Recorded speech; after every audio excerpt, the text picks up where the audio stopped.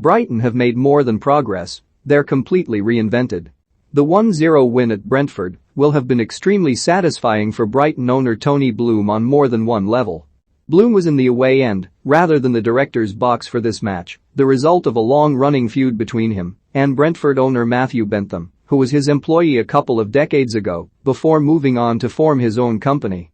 And even without this intriguing subplot, the win lifted his team, albeit briefly, to third place in the Premier League table, a position few would have considered possible this season, even though only 4 matches have now been played. But Brighton's progress is not an accident. Few other clubs have transformed themselves quite so much over the last 2 decades.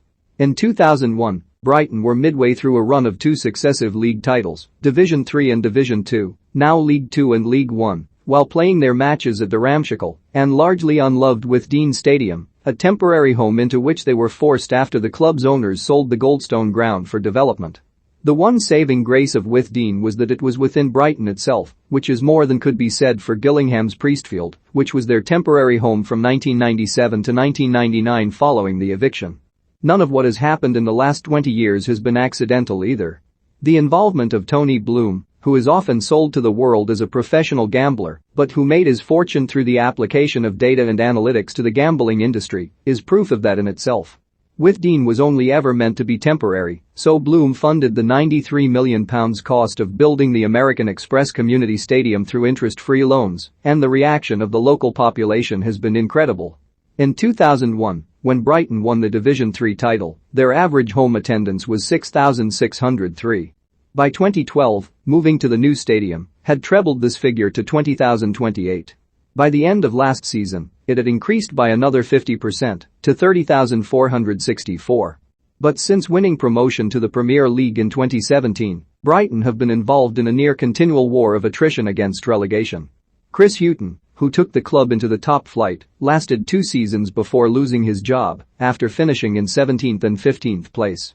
Hughton's sacking was greeted with dismay in some quarters, but the decision to replace him with Graham Potter has certainly changed perceptions of the Albion style. Last season, their playing record was identical to that of a season before, but under Potter, Brighton became known as the unluckiest team in the Premier League, with an XG tally which far outweighed their relatively lowly position in the table. Transfer policy is a reflection of the philosophies of both Potter and Bloom. Their big activity of the summer window was as a selling club, but the sale of Ben White to Arsenal seems to have been carried out on their terms. When the £50 million offer for White's services came along, there were no long nights of the soul wondering whether they should accept. Now that the numbers themselves have gone crazy, working out what constitutes value and what doesn't is harder than ever, but there were few complaints among Brighton's support when the club accepted Arsenal's bid. The fee received for White covered the fees that they paid over the summer for Enoch Mwepu £18 million, Kjell Sherpen, £4.5 million, Mark Cucurella, £15.4 million, and Abdallah Sima, £7 million.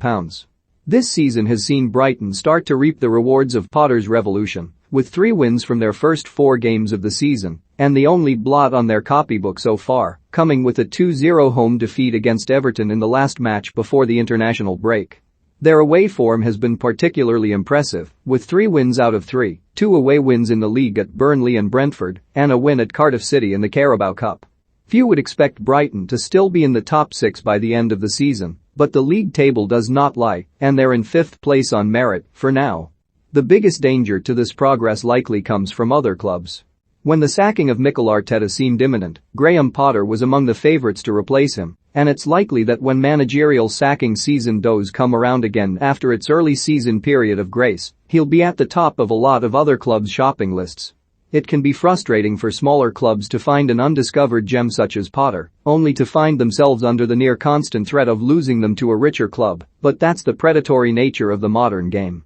Being well run doesn't mean bankrupting your club by spending more on transfer fees and wages than it can afford, or holding on to your best players until they can't be bothered to play for anybody anymore. Running a club the size of Brighton requires a balancing act, taking excellent opportunities when they're presented to you, as they did with the appointment of Graham Potter and the sale of Ben White, and not hanging on to players or managers for too long, especially not for sentimental reasons. If there's one fundamental misunderstanding of Tony Bloom, and, for that matter, Matthew Bentham, It's to equate the image of professional gambler with someone hanging around a dog track with a roll-up tucked behind one ear and a roll of used 20s in their pocket. Bloom and Bentham are both highly capable individuals who have managed to make themselves extremely wealthy through the application of data and analytics to sports betting, an industry with a lengthy track record of people investing on the basis of a hunch. It should come as no surprise that Brighton and Hove Albion have been reshaped by the philosophy of their owner. It's a philosophy that seems to be working pretty damned well.